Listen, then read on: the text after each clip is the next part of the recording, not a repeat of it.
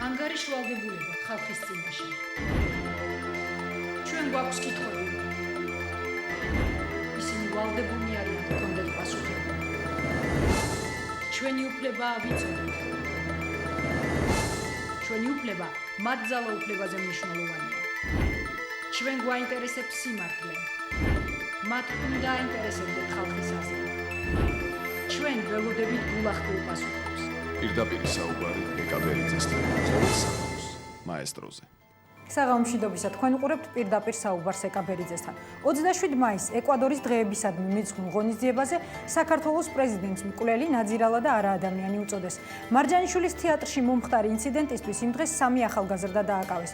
დავით ფაცაცია, ვახტანგ მაისურაძე და გიორგი ლაპიაშვილი. ვახტანგ მაისურაძეს 90 დღიანი პატიმრობა შეეფარდა. გიორგი ლაპიაშვილს 400 ლარიანი ჯარიმა. დავით ფაცაცია კი გაანთავისუფლეს, მიუხედავად იმისა, რომ სალანძღავი სიტყვები სწორედ მას ეკუთვნოდა. რა უნდოდა ეკვადორის დღეებისადმი მიძღვნილ ღონისძიებაზე და ჰქონდა თუ არა წინასწარ ჩაფიქრებული პრეზიდენტთან პირდაპირი საუბარი. პირდაპირი საუბარი დავით ფაცაციასთან.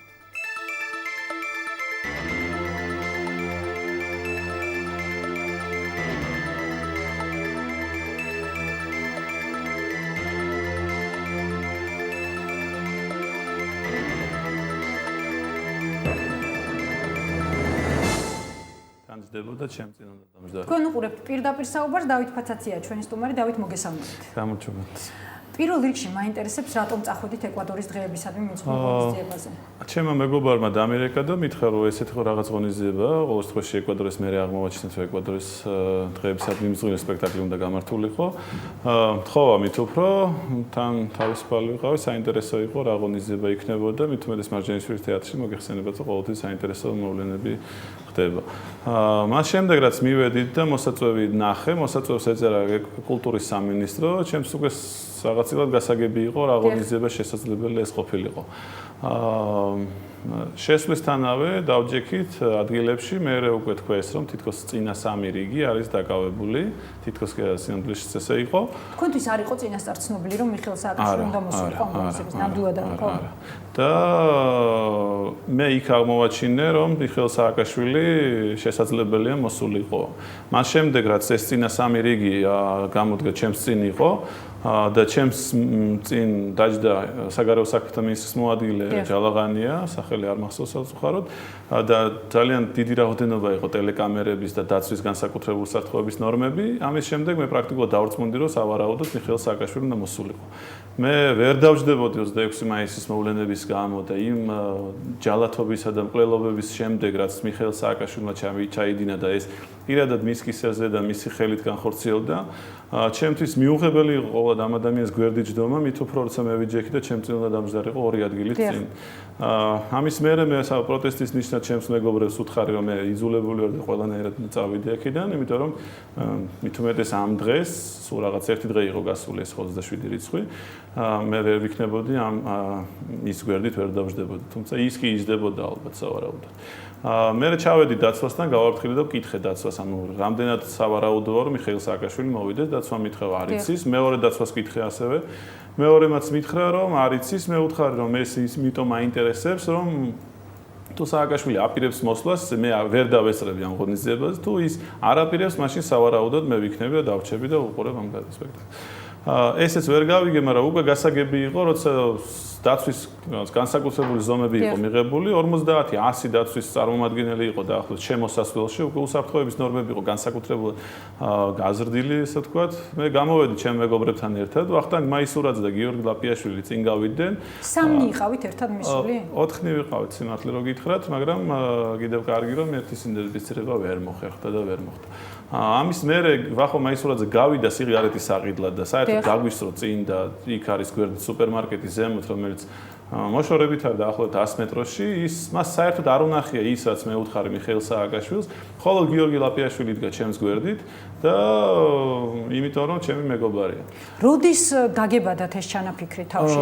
თუ სპონტანურად გააკეთეთ ეს პრეზიდენტის? აი, როგორც კი გავიგე რომ ეს შესაძლებელი იყო, უბრალოდ მე კამერების წინ სიმართლე გითხრათ, უბრალოდ გულწრფელი ვიქნები. ან მქონდა მაინც და მაინც სურვილი რომ მე მუშავა რაღაცნაირად კამერებზე, რაღაც ეგეთი ფორმა ყოფილიყო, მით უფრო რომ დარბაზი უკვე პრაქტიკულად სავსე იყო და თეატრია მაინც ალბათ კულტურული ღონისძიება, ალბათ ეკვადორის ნიშნის პატივისცემით კიდევაც. უბრალოდ გასასვლელში უკვე მე მივხვდი რომ პრაქტიკულად გზები ჩაკეტილი იყო და სააკაშვილი წუთი-წუთზე უნდა მოსულიყო. რა თქმა უნდა ამ შანსს მე ვერ გავუშვებდი ხელიდან. მქონდა შესაძლებლობა პირადად მეთქვა ის რაც უნდა ეთქვა ნებისმიერ ჩვეულებრივ მოქალაქეობრივ მოვალეობით აღჭურვილს და ვიდექი დაახლოებით წუთი-წუთნახევარი შეიძლება. ანუ ელოდებოდით უკვე სპეციალურად მის შემოსვლას. ელოდებოდ მის შემოსვლას, ჩემთან ერთად იქ იდგა ახალგაზრდების რაღაცა ნაწილი, სავარაუდოდ რადგან მოსაწვევების შინაარსს გავითვალისწინეთ ეს იყო კულტურის სამინისტროს მიერ ორგანიზებული, სავარაუდოდ ეს იქნებოდა ნაციონალური მოძრაობის წარმომადგენლები, იმიტომ რომ მასთან ერთად იქ იყვნენ გამგეობის წარმომადგენლები, რაღაც უწყებების ხელმძღვანელები და ასე შემდეგ. მე ვიდექი წუთი-წუთნახევარი საბედნიერო და ალბათ დაცვამაც 2 წუთში. არაფერი არ იეჭვა დაცვამ?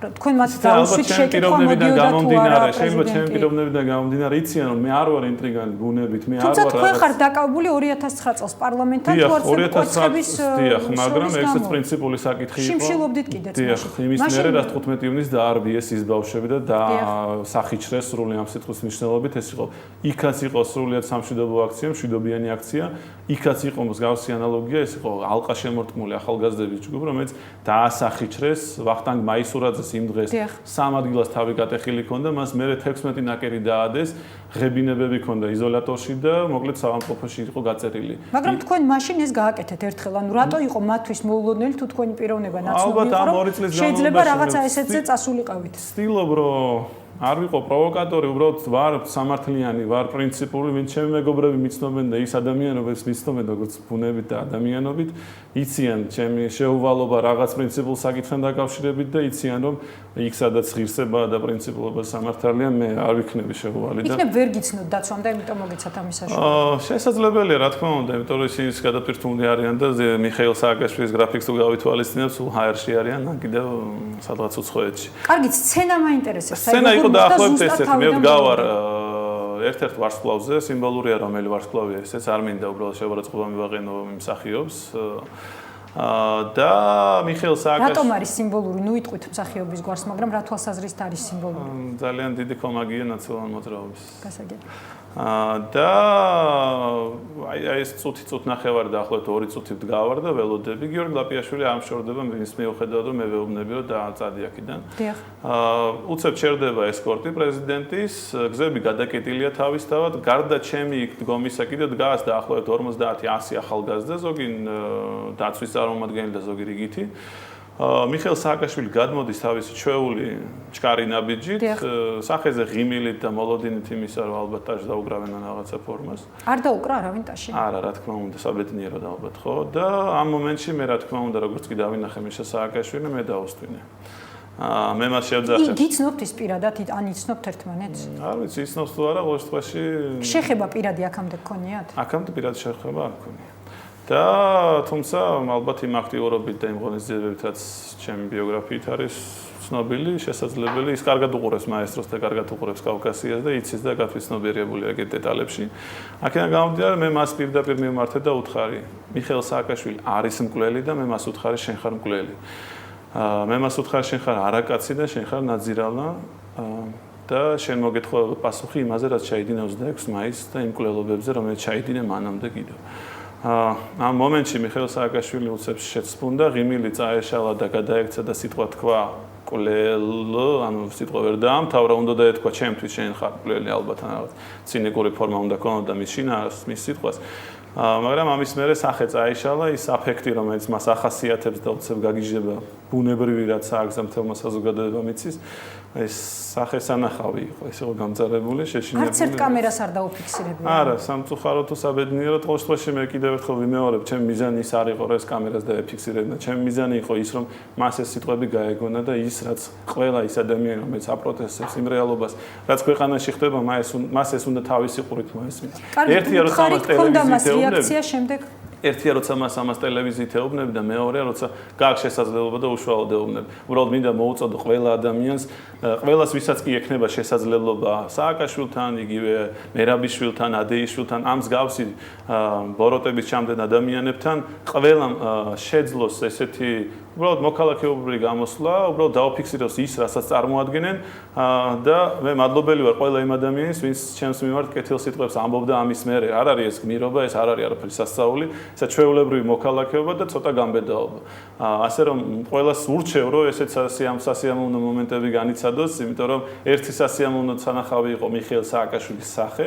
და მეორე სიამოვნება, რა თქმა უნდა, ეს არის იმ ადამიანების დაფასება და მხარდაჭერა, რომლებიც მიტინგის და აქციების დროს მოდიან და მომართავენ, ასე რომ იმ მომენტში რა მოხდა, როგორ გაგრძელდა ეს ისტორია? იმ მომენტში მიხეილ სააკაშვილმა ეს სიტყვა ვერ დაამთავრა, მისი სახე წაიშალა პრაქტიკულად და აფექტური სახე ჰქონდა დაახლოებით გორის მოვლენების დროს გახსოვთ ალბათ ხო ეს კადრები, ცნობილი კადრები, ანუ ამ ტიპის ხა არ ვიტყვი რომ ესეთი ტიპის იყო, დაახლოებით ამ ტიპის სახე ჰქონდა და ის უცებ ჩქარი ნაბიჯით შევარდა ისევ თეატრში. ამის მერე გადავდგი დაახლოებით 20 ნაბიჯი უზნაძის ქუჩის მიმართულებით მეტროსკენ და გამომეკიდა დაახლოებით 30-50 დაცვის წარმომადგენელი და პოლიციის წარმომადგენელი, უმრავლესობა მათგანი იყო უფორმო, უცებ შეწრე შეკრეს, ჩემზე მაღლები იყვნენ სიმაღლით და მიუხედავად ისა რომ მეც ძალიან მაღალი ვარ და ჩამტენეს მანქანაში. მე ველოდით ემასაც, ველოდი ყველაფერს, იმიტომ რომ იმის გათვალისწინებით რაც მოხდა 26 მაისს, ბუნებრივია მას ყველაფრის უფლება აქვს რაღაც წილა თავისი ჯგუფით. მაგრამ საბედნიეროდ და უბრალოდ იმ პოლიციელებს რაღაცირად ჩემი დამიდას და უდასტურა მინდა გაგება.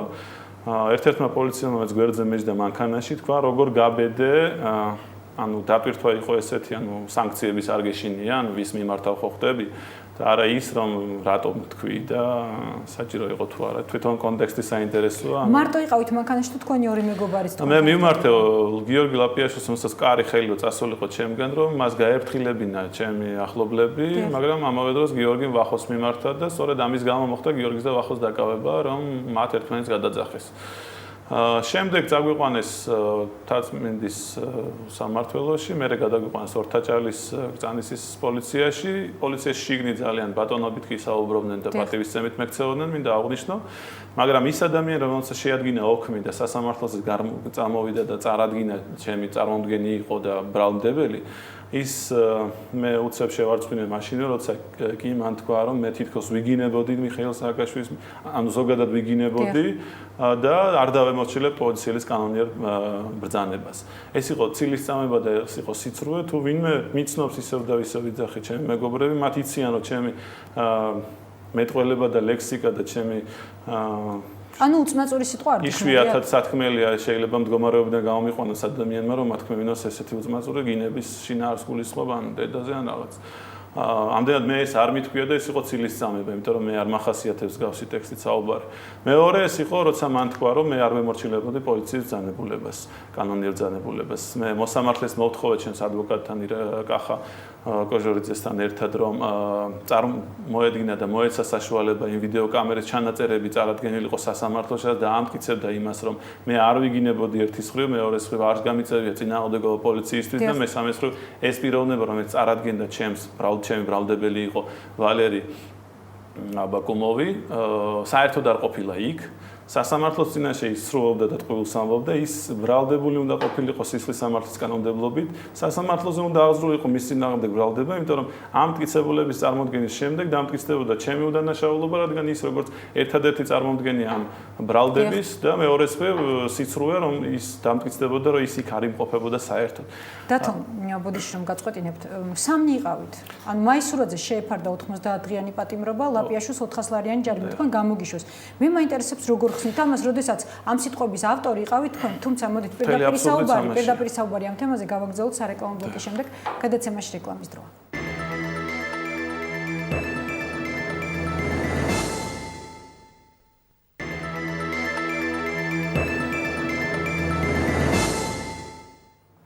ვაგრძელებთ პირდაპირ საუბარს დავით პაცაციასთან. დავით, თქვენი მეგობრები უფრო დაისაჯნენ, ვიდრე თქვენ. ერთს 90 დღიანი პატიმრობა, მეორეს 400 ლარიანი ჯარიმა თქვენ გამოგიშვეს. როგორ ხსნით ამას? თუ მხოლოდ თქვენ იყავით ამ სიტყვების ავტორი? სასამართლოს აბსურდი სწორედ ამაში ვლინდება. პირველ რიგში როგორც კი მიგვიყვანეს, სამივე ერთად მიგვიყვანეს, სამივე ცალ-ცალკე ოთახში შეგვიყვანეს სასამართლო ოთახში. პრაქტიკულად 5 წუთი არ იყო გასული, როგორც მე ეგრევე მოვთხოვე მოსამართლეს, რომ მე შემოეცა ჩემთვის დაცვის უფლება და შესაბამისად გამოყოფილიყო ადვოკატი, მოეცა ზარის უფლება, დავრეკე სახში და ასე ვთქვათ, თხოვე რომ იურისტთა ასოციაციის წარმომადგენელი მოსულიყო და დაეცვა ჩემი უფლებები. ამ მომენტში პრაქტიკულად გასული იყო 5 წუთი, ამის უფლება მომცა მოსამართლემ და გავიგე ბადრაგის მხრიდან დარეკილი ტელეფონით, რომ ერთ-ერთ შეეფარდა 400 ლარიანი ჯარიმა და ერთ-ერთ შეეფარდა ორთვიანი პატიმრობა. ეს ჩემთვის უკვე აღმაშფოთებელი იყო ყოველად, იმიტომ რომ მივხვდი რომ პროცესი აბსოლუტურად არის ბლეფი, აბსოლუტურად არის ქაღალდი, პრაქტიკულად დაბეჭდილი იყო განაჩენი და უბრალოდ ავახო მაისურაძე და გიორგი ლაპიაშვილი დასვეს სკამზე, წაუკითხეს განაჩენი ალბათ და გამოუტანეს და დახურეს ამით საქმე. ამის მერე მე ჩავთვალე თავი რომ პრინციპული და ჯიუტი უნდა ყოფილიყავი ჩემ დაცვაში, მე ადვოკატთან ერთად ძალიან მკაცრად ვიცავდი ჩემს უფლებებს. სასამართლოს ხდომა იყო ძალიან საინტერესო და ცუდია რომ გადაღება არ ხდება სასამართლოში და მედია არ ესწრება, იმიტომ რომ ეს ერთ-ერთი საინტერესო სანახავი იქნებოდა. იქ შინაარსობრივი დატვირთვა უფრო მეტი ქონდა ამ სასამართლოს მცველობას ვიდრე რაღაც ვიზუალური. რა თვალსაზრისით? ერთის მხრივ ჩვენ მოვითხოვეთ 4 მტკიცებულების წარმოდგენა და 4 შუამდგომლობა დავაყენეთ, რაც დაამტკიცებდა საბოლოოდ ვალერი აბაკუმოვის დანაშაულს და ის ვალდებულს მისთვის უნდა მიესაჯათ 2 წლიანი პატიმრობა იმ ტყუილისა და სიცრუის და ცილის წამების გამო, რასაც ის ჩადიოდა სასამართლოს წინაშე. ის სატელეფონო ჩანაწერი უნდა ამოღებულიყო, რომ ის არ იმყოფებოდა საათნახევრის განმავლობაში იმ ტერიტორიაზე, ანუ მარჯანის ზღვის ტერიტორიაზე, რაც დაამტკიცებდა უბრალოდ ერთი სანქციით, სასამართლოს სანქციით, რომ სად იმყოფებოდა ის ჯეოსერის დანადგარებით თუ მართლის.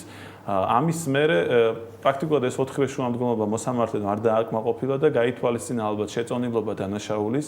იქნა გამომდინარე, რომ ეს მოწმე იყო ერთადერთი პრაქტიკულად მე მგონია მან ღირსების, მისთვის ღირსების რაღაცა კვანძიც გაიხსნა ალბათ მოსამართლის, იმედი მაქვს. საუბარი ძალიან ესე თქვი, კაცრი იყო ადამიანობაზე, ღირსებაზე და სასამართლოს სამართლიანობაზე, მოსამართლის სამართლიანობაზე და მის მოწოდებაზე. მონანიება გაიხსენა ჩემმა ადვოკატმა კახამ, რომ ცხოვრებაში ყველაფერი ხდება და მაინც ამოგთხრის თუ ვინმეო. დაახლოებით ამ შინაარსის მსჯელობა იყო უფრო.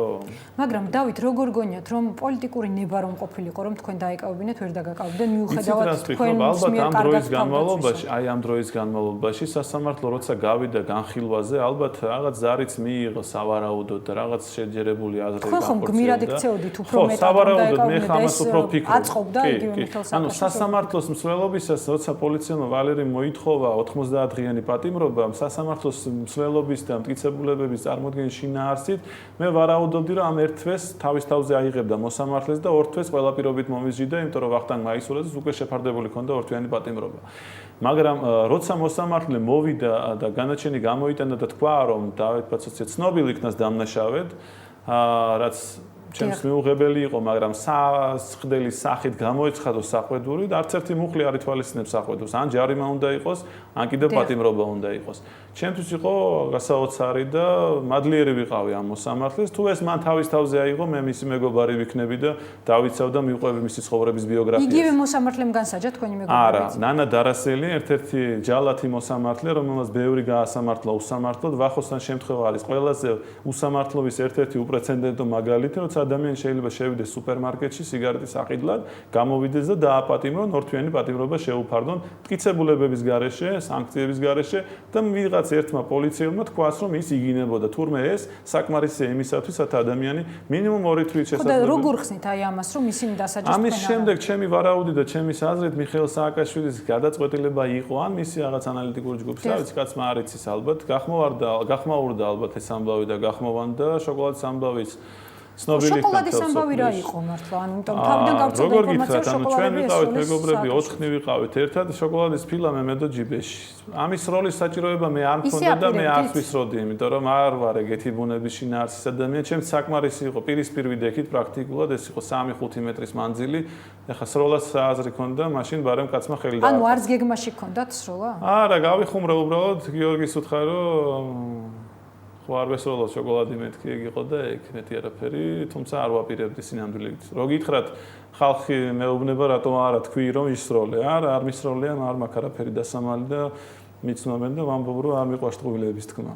და ეს იყო და ეს ამის შემდეგ უკვე მაგრამ სამართლიანობის აღსადგენად თქვენი მეგობრები დაისაჯნენ რა უნდა გააკეთოთ სწორედ ამის გამო თავის დროზე ალბათ თქვენ შიმშილობდით როდესაც დაკავებული იყავით 15 ივნისის დარბევის შემდეგ 2009 წლის 15 ივნისის დარბევის შემდეგ მე ჩემ თავს ვერ დავახსახისრებდი იმიტომ რომ ეს ადამიანები და ჩემ მეგობრები იყვნენ აქცია მოაწყოს ჩემს გამო პრაქტიკულად და ითხოვდნენ ჩემ განთავისუფლებას წინააღმდეგ შემთხვევაში დაეპატრიბებდათ ისინი ჩემთვის ეს იყო მორალურად ძალიან მძიმე როცა შენი მეგობრები პრაქტიკულად ცემეს და ასახიჩრეს და გააუბედურეს და მაგრამ ეხლა ხომ არაპირებთ მსგავს ზომას საბედნიერო ჩვენ გავასაჩივრეთ ვახტანგ მაისურაძეს განაჩენი სამართლიანობის მეტნაკლები ფორმა ისევ შერჩეული იქნა მოსამართლემ სააპელაციო სასამართლოს მოსამართლემ გამოუტანა მას ახალი განაჩენი ეს არის 4 დღიანი პატიმრობა ხვალ 8 საათზე ვახტანგ მაისურაძეს გაანთავისუფლებენ ის 4 დღე რომელიც მან გაატარა იზოლატორში არის რა თქმა უნდა დანაშაული რა თქმა უნდა კრიმინალი და ჯალათობა მაგრამ იმის გათვალისწინებთ რაც ზოგადად ქვეყანაში ხდება რაც 26 მაისს მოხდა რაც მანამდე ხდებოდა ქუჩაში ადამიანების და ახალგაზრდების კვლელობა რა თქმა უნდა ეს ვარდებია და ყვავილებია იმასთან შედარებით რაც ზოგადად სხვა შემთხვევებში მოხდა მაგრამ ჩვენი მიზანი და ჩვენი პრინციპულობა ვლინდება იმაში რომ ყველგან და ყველაფერში უნდა ვიყოთ შეუვალნი ვიბრძოლოთ სამართლიანობისთვის და ყველა მოქალაქე ღირსეული მოქალაქე ვალდებულია დაიცვას თავისი უფლებები და მოუწოდოს ყველა დამნაშავეს რომ მან პასუხი ააგოს სულ ცოტა აი ესე სიტყვიერად მაინც მოვა დრო რა თქმა უნდა სოლიდარობით ხალხის და მოქალაქეების ერთიანობით, ალბათ პოლიტიკური ჯგუფების ერთიანობით და სამოქალაქო სექტორის ერთიანობით მოხერხდება ის, რომ ეს ხელისუფლება პრაქტიკულად დანაშაულებრივი ქმედებების გამო პასუხი ააგოს და მე დავუპირდი მიხეილ სააკაშვილს, რომ ის პასუხს აგებს 26 მაისის ქმედებების გამო და მანამდე რაც ჩაედინა, ეს შეიძლება იყოს 7 ნოემბერი, გვირგვლიანის კვლელობა, ვაზაგაშვილის კვლელობა, ბუტარობაქის და რომელი ერთი შეიძლება ჩამოთვალო გამცემლიძის რა ეს არის ის დანაშაულებრივი სია პრაქტიკულად უნდა ითქვას რომ ციხეებში ყოველდღიურად აწამებენ ადამიანებს ჩვენ მოწმენი ვიყავით როგორ დაარბიეს ხო მიტინგი და აქცია და მშვიდობიანი აქცია როგორ აწამეს ეს ადამიანები და თელმა მსოფლიომ გააშუქა ეს ყველაფერი თელმა მსოფლიო მედია საშუალებებმა მაგრამ ამ ხელისუფლების ჯალათობას და დიქტატურას უნდა ითქვას პრაქტიკულად ეს არის დიქტატურა შეფერადებული და შეღებილი ლამაზი შენობები და ნაგებობები. დაახლოებით იგივე ხდებოდა თავის დროზე ლიბიაში, კადაფის პერიოდში ქუჩებიც მშვიდი იყო, ლამაზი იყო, კრიმინალი არ ხდებოდა, მანქანებს არ იპარავდნენ, მაგრამ კადაფი იყო დიქტატორი. იგივე ხდება სირიაში. აპირებთ თქვენ რაიმე კონკრეტული გზით ბრძოლის გაგრძელებას? იყავით რატომის დამფუძნებელი ორგანიზაციის, იყავით ახალგაზრდა ახალმემარჯვენე. დღეს რასთან არის კავშირში თქვენი? მე მინდა მოქალაქეებს და საზოგადოებას უთხრა, დღესაც ბევრი მეკითხება სად ვარ და როგორ და მინდა უთხრა რომ დიდი ხანია მე ახალ მემარჯვენეებიდან წამოვედი, სადაც თუმცა ჯერ კიდევ 14 აპრილს იყავით თქვენ ახალ მემარჯვენეებში. 19 აპრილს მე განცხადება შეუტანე დავით გამყრელიძეს, რომ მე ვტოვებ ჩემი ღირსებისა და სამართლიანობის გამო და მან იცის მე რატო დავტოვე ჩემი თანამდებობა, იმიტომ რომ მე ყოველთვის ვიყავი შეუვალი და პრინციპული, რაც შეეხება ღირსებას და სამართლიანობას. არათო არც ერთი ადგილი ინტეგრება ეს თანამდებობა იქნება თუ სხვა ფილმოდი საშუალებები და პერსპექტივები მე არასოდეს არ მიიღეს. მოდით ესე ვთქვათ, ეს იყო დისციპლინისა და წესრიგისა და სამართლიანობის საკითხი, რაც უნდა გადაწყვეტილიყო ორგანიზაციულად, წმინდა ორგანიზაციულად. მე როგორც ახალგაზრდობის ხელმძღვანელს ჩავიბარე რა ახალგაზრდული ორგანიზაცია ვალდებული ვიყავ ეს ორგანიზაცია განმევითარებინა და შემექმნა ძლიერი და ეფექტური ახალგაზრდული გუნდი. წინააღმდეგ შემთხვევაში თუ მე არ მომეცემოდა ამის საშუალება, რა თქმა უნდა მე ვერ ავიღე პასუხისგებლობას ახალგაზრდულის ხელმძღვანელობას. მე მხოლოდ ეს ვთქვი და ეს აღვნიშნე, ეს ბატონმა დავითმა კარგად იცის და მხოლოდ ეს იყო ჩვენი მოხდა რაღაც ისეთი არაფერი. დღეს ჩემს მეგობრებთან ერთად რომელიც იყვნენ ჩემთან ერთად და როგორც ახალ მემარჯვენეებში მანამდე ზოგიერთი იყო რატომში ჩემთან ერთად არიან დაახლოებით ეს არის 30-53 კაცი კონკრეტულად ვიგითხრა. ჩემი მეგობრები რომელიც თავთვალეთ ესე თქვა ხო ანუ შეწონილობა ძალთა საშუალებით ჩვენ ვაარსებთ უახლოეს დღეებში უკვე რეგისტრირებული იქნება ახალგაზრდული თავისუფლების სახლი ეს იქნება სტუდენტური აქტივობაზე ორიენტირებული ჩვენი მიზანია რომ უნივერსიტეტში შეიქმნას სტუდენტური ბირთვები და ორგანიზაციები, რომლებიც საბოლოოდ გაარღვევენ სტუდენტურ თვითმმართველობას და იმ პოლიციურ სისტემას, რაც თვითმმართველობებში ხდება. პირველ რიგში ამას ესეხება TSE-ს და GPI-ს და სოხუმის უნივერსიტეტს. ამის მოკლედ ყველაფერს ვერ ვიტყვი ბუნებრივია ტელევიზიით. ანუ აპირებთ რომ ახალგაზრდული ფრთა თქვენი მეშვეობით გახდეს უფრო აქტიური. დღეს ყველა საუბრობს იმაზე, რომ ახალგაზრდობა პოლიტიკურად ძალიან პასიურია. არა, ჩემთან ერთად არიან ძალიან კარგი გუნდი და ჩემი მეგობრები, ბევრს თქვენ იცნობთ, ტელევიზიით იქნება იქნება, აქტიურობით იქნება თუ ასე შემდეგ.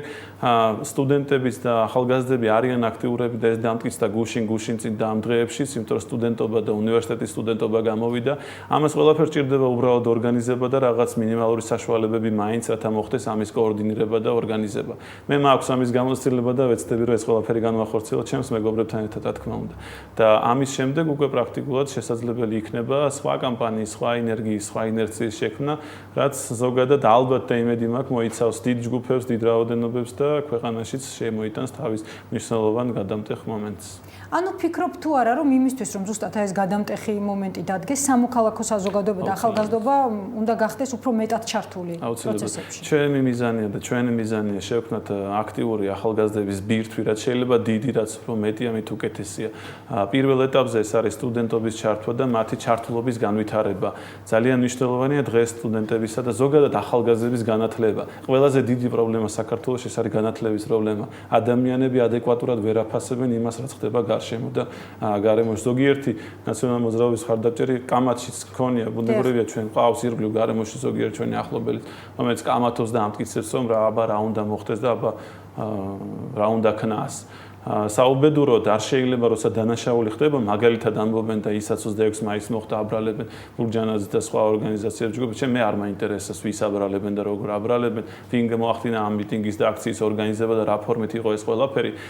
ამაში პირდად და სრული პასუხისმგებლობა ეკუთვნის მიხეილ სააკაშვილს, ვანო მერაბიშვილს და იმ ჯგუფს, რომელმაც ბრძანება გასცა მშვიდობიანი მომიტინგეების და მოქალაქეების დარბევაზე და მკვლელობაზე. მე არ მაინტერესებს სად, ვინ, როდის რაღაცეები ლაპარაკა, როცა მშვიდობიანი ჩვეულებრივი მოქალაქეები გამოვიდნენ და ამბობდნენ, მე მაქვს პროტესტი. ეს უკვე საკმარისია კონსტიტუციით იმისთვის, რათა ამ ადამიანმა გამოხატოს თავისი პროტესტი ნებისმიერ ადგილას. ამას იძლევა 25 მუხლი კონსტიტუციის პირველი პუნქტი და ყველა მოქალაქეს აქვს თავისუფალი თავშეყრის უფლება ნებისმიერ ადგილას შენობის შიგნით თუ გარეთ.